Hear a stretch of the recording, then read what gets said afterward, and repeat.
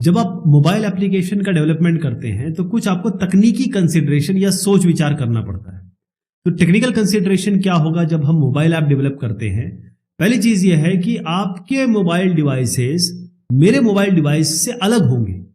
यानी हमारे पास multiple hardware है, किसी की स्पीड अलग है, किसी पे कोर अलग है, सॉफ्टवेयर अलग है, किसी के पास सिम्बायन है कि मैं आपको एग्जांपल के तौर पे भी बताऊंगा अभी।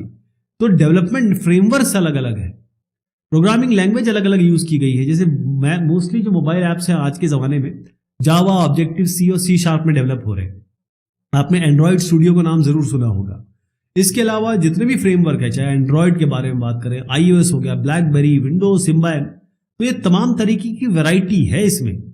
तो मोबाइल ऐप डेवलपर्स क्या करते हैं, जैसे आप एंड्रॉइड स्टूडियो में कभी गए तो उसमें मोस्टली जावा में आप प्रोग्रामिंग करते हैं, तो उसमें आप इम्यूलेटर का यूज करते हैं। यानी कि आप यहां पर क्या करेंगे कि एक इम्यूलेटर, यानी आपके पास अलग अलग मोबाइल डिवाइसेस आ जाएंगे और आप अपना ऐप जो है इसमें चला के देखेंगे कि इसमें कैसा दिखेगा, इसमें कैसे दिखेगा। इसको हम इम्यूलेटर कहते हैं।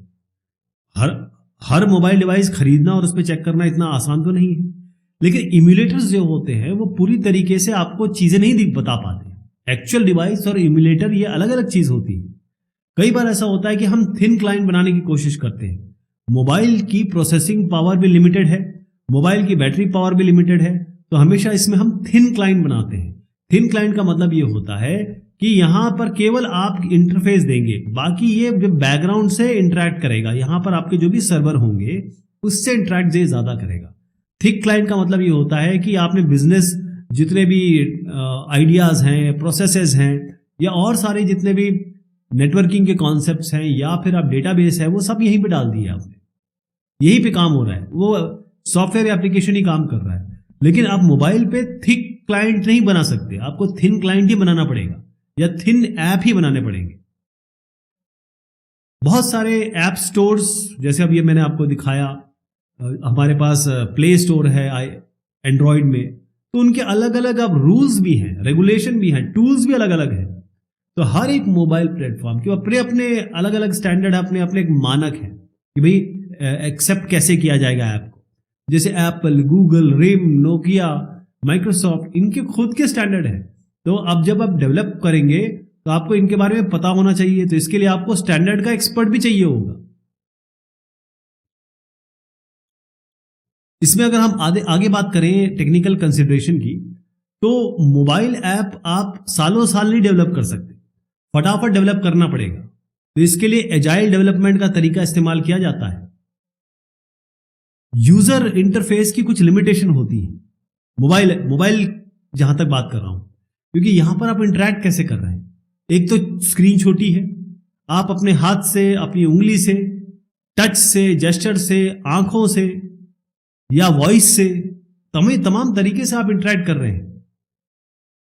इफेक्टिव यूज ऑफ कॉन्टेक्स्ट, इसमें कॉन्टेक्स्ट अवेयर एप्लीकेशन की बारे में मैं आगे भी बात करूंगा, लेकिन अभी बताता हूं कि जो यूजर इंटरफेस जिससे आप इंटरैक्ट कर रहे हैं मोबाइल डिवाइस से, और कॉन्टेक्स्ट अवेयर का मतलब है कि आप जो करना चाहते हैं वो उस तरीके से मोबाइल बिहेव करे या एप्लीकेशन बिहेव करे, है ना। जब वो बिहेव करेगा तो यूजर को लगेगा हाँ भाई मेरी तरीके से काम हो रहा है, जैसे मैं चाहता हूं, ये एक्सपेक्टेड है।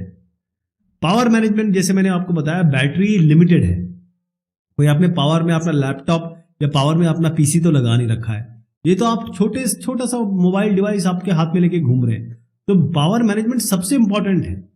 अब इसमें कभी बैकलाइट जल जाएगी, कभी आपके वायरलेस कनेक्शन जब आप वायर कर लेंगे, या फिर आप मान लीजिए आपने जीपीएस ऑन कर दिया, प्रोसेसर स्पीड कितनी है आपकी, ये सारी चीजें, जैसे आप गेम खेल रहे हैं तो प्रोसेसिंग बढ़ जाएगी, तो यहां पर पावर एकदम फटाफट ड्रेन हो जाएगा।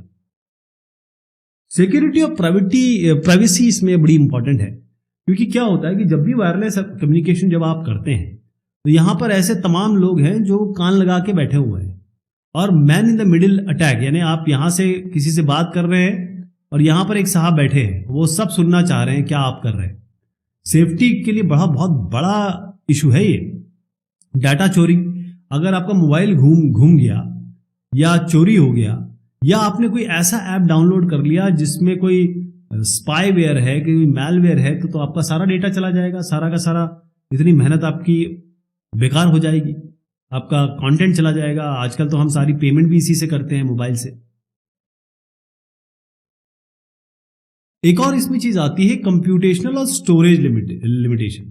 अब आप देखिए, सबसे बड़ी बात यह है कि आपके पास एक आपका जेब है, उसमें कितना सामान रख पाएंगे, लेकिन वहीं सूटकेस होगा तो उसमें ज्यादा सामान रख पाएंगे। तो ये जेब के जैसा है, छोटा सा है ये। तो कंप्यूटेशनल और स्टोरेज लिमिटेशन हमारे पास है। हमारे पास ना कंप्यूटेशन पावर उतनी है ना स्टोरेज पावर है। स्टोरेज भी बहुत कम है। कितना आप कर लेंगे? 32 GB, 64 GB, 128, इससे ज्यादा क्या कर पाएंगे आप? तो यहां पर आपको बहुत सारी चीज देखनी होती है।